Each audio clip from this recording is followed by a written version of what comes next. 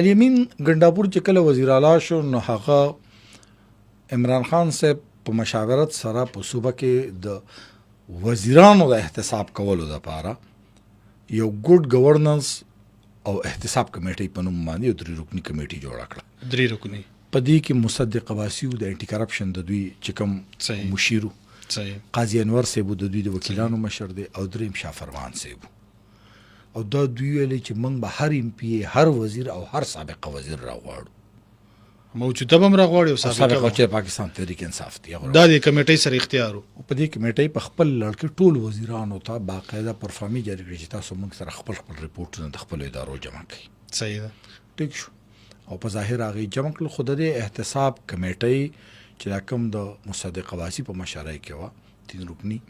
بظاهر خدا د کارګرانو د احتساب د خپل ام پی ګانو د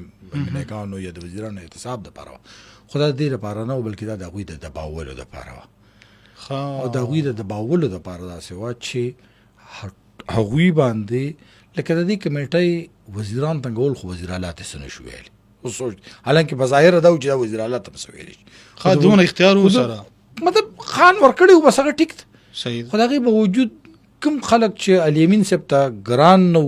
کم خلق چې با الیمین تنګول زده اوسه یا دغه ګروپ کې نو زه تاسو دغه خخ کار ده تیمور سلیم جګړه ته دوی نوټس ورکړو چې خپل آراشي حساب کتاب کلیر کړ هڅه خیر ضرورت خو یو ټیک ودی صحیح زه تاسو ته ما زمون قسم علي شاته مور کړو صحیح ټیک شو افتاب عالم ته مور کړ ټول نور کسان ته نوټس ورکړي چې تاسو متعلق د شکایت راغلی دا سيزونه دی او احتساب بلکې نه مخه تش او د دې احتساب ز بیا وایم چې چا بلګ مخو کوي استله چا بلګ سرو چتو نغه وته ګور احتساب کمیټې والا سره مد غلیش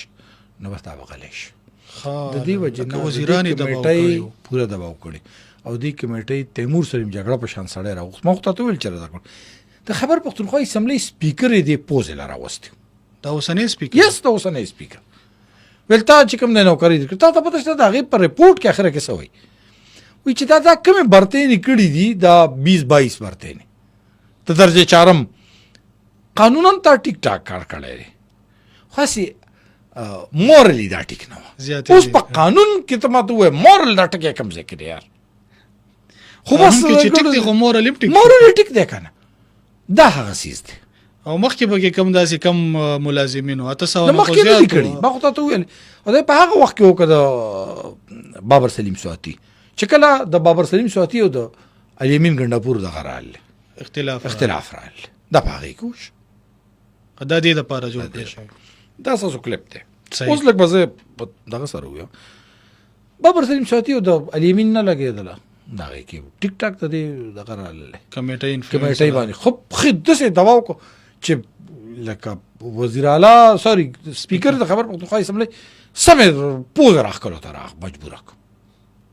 نو هغه ولې یریدو چې غلط یار ولې نه غریدو سپیکر هغه ته پته غلط کار چې دا واوره کنه د کمیټې په ځای شکل لري نه کا شکل ډی نوټیفای نه کا لکه دوی نه دې کمیټې نه بیا چاته پوس نه شو کولای دا کمیټې خو په خپل یو بلا وکنه یار هغه کې چا بس ته پوس کړي صحیح ما خو تاسو ویل چې د شکل لري کو چا لکه تیمور په شان دغه چې مخالف چونګي د الیمین راټه ټیکول ورکه نوټس راشه ځان صفای پیش صحیح قاسم شاهد کو نور منسټر ټول مړ سم جوړول چا چې بلګ سر خوځو بس او ته ویل ګره کمیټي چې خوځيږي ام پی ګانو ته نوټس ورکړی یار سب علاقې طریقې دي کرشي په دې باندې شکایت